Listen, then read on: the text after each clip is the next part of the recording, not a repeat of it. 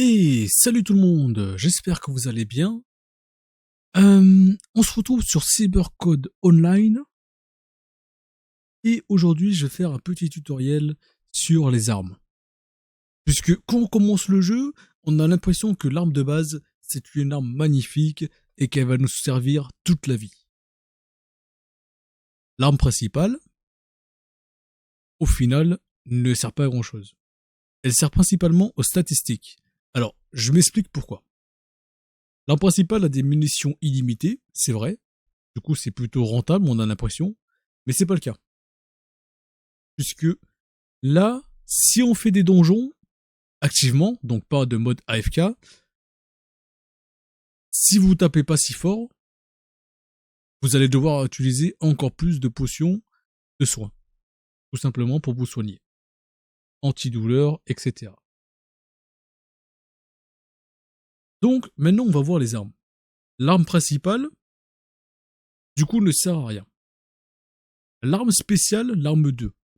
C'est une arme qui sert à enlever plus efficacement le bouclier des ennemis. En fait, elle sert principalement à ça. C'est pas du tout une arme pour faire du dégât. L'arme pour faire du dégât, c'est l'arme 3, l'arme destructrice. Tout simplement.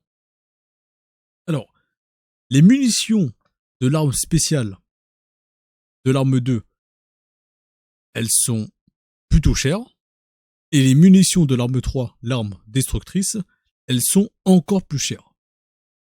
Concrètement, les munitions de l'arme 3, on va voir ça tout de suite ensemble au marché.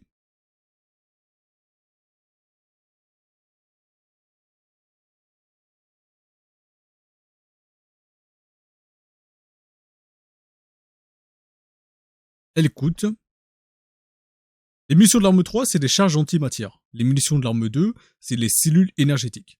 Donc les cellules énergétiques, on va voir, par exemple, elles coûtent 3 BTC unités. Ce qui est vraiment pas cher. Concrètement, oups.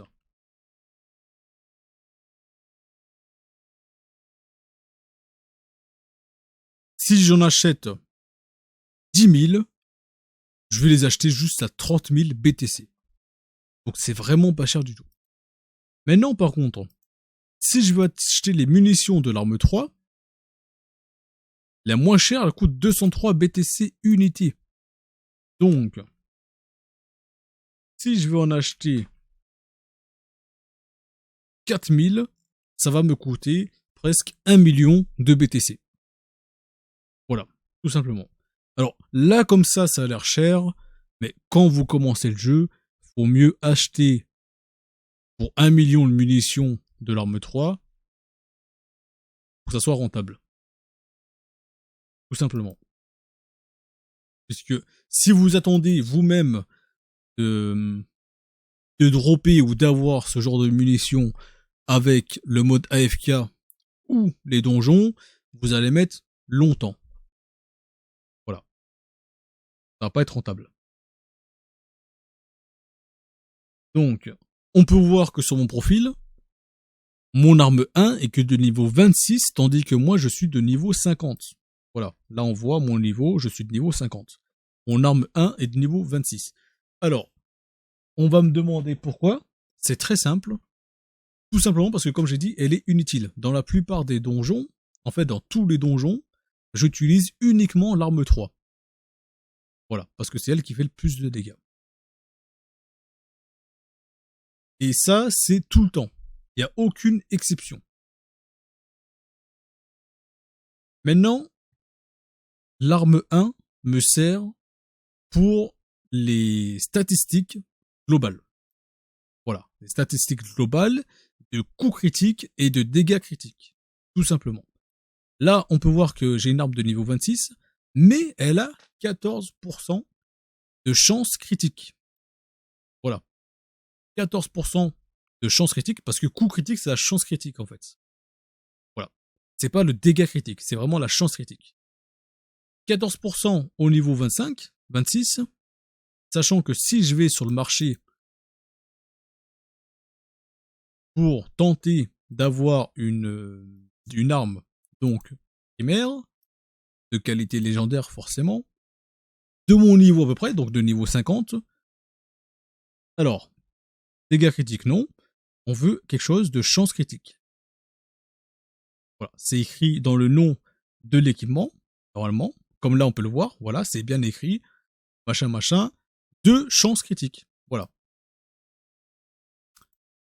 Et on peut voir que même une arme primaire de niveau 50 a la même chance critique que la mienne de niveau 26. Elle a 14%, avec 3 slots, 3 emplacements dedans, tout simplement. Donc, vu que j'utilise pas cette arme-là, c'est inutile que j'achète une arme tous les 5 niveaux, légendaire, juste pour faire joli. Voilà. Le seul truc qui m'intéresse, c'est vraiment les stats. Maintenant, sur la mienne, j'ai 14%. Là, j'avais enlevé les modules pour le tutoriel. Et là, je vais rajouter donc module niveau 17. Voilà. Donc, critique dommage 9, c'est 9%. C'est pas 9 du style juste 9, quoi. C'est 9%. C'est 8 plutôt. Question. C'est 8%, mais c'est énorme. Donc, je rajoute 5 de stun parce que je n'ai pas d'autres de ce niveau-là, malheureusement. Donc, 5 d'étourdissement. Et je vais rajouter, eh bien, 3 d'évasion. Voilà. 3% d'évasion. Esquive. Alors, c'est pas utile, 3%, franchement. Mais j'ai pas d'autres modules aussi bas niveau avec du critique dommage. Voilà. Moi, concrètement, ce qui m'intéresse, c'est critique dommage. Si là, j'avais 2 critiques dommage de bas niveau entre le niveau 1 et le niveau 26, ça me donnerait 20% de plus de dégâts critiques, qui est énorme. Sachant que là, par exemple, j'ai 134%. Si je rajoute 20% dessus, c'est énorme. Voilà.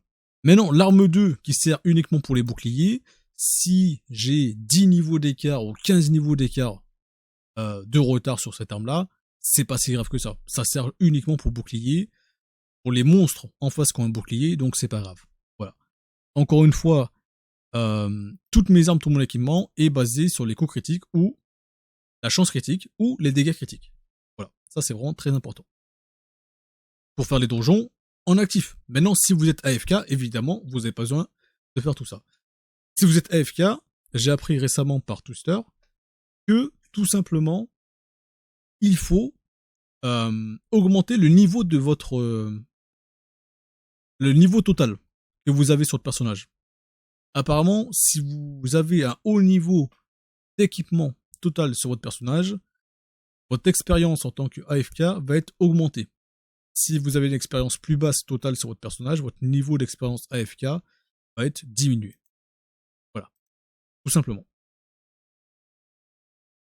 Alors, l'arme 3, j'ai pas besoin de la présenter du coup. C'est l'arme qui fait le plus de dégâts. Et c'est l'arme que j'utilise tout le temps. Voilà.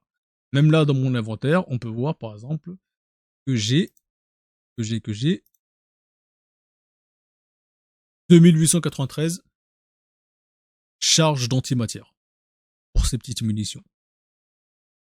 Voilà. Alors, juste petite parenthèse pour finir. Si vous faites des donjons en tant qu'actif, les donjons normaux, vous n'avez pas forcément besoin d'avoir un stuff violet. Les donjons en coop, c'est conseillé d'avoir un stuff un peu plus avancé, donc jaune par exemple.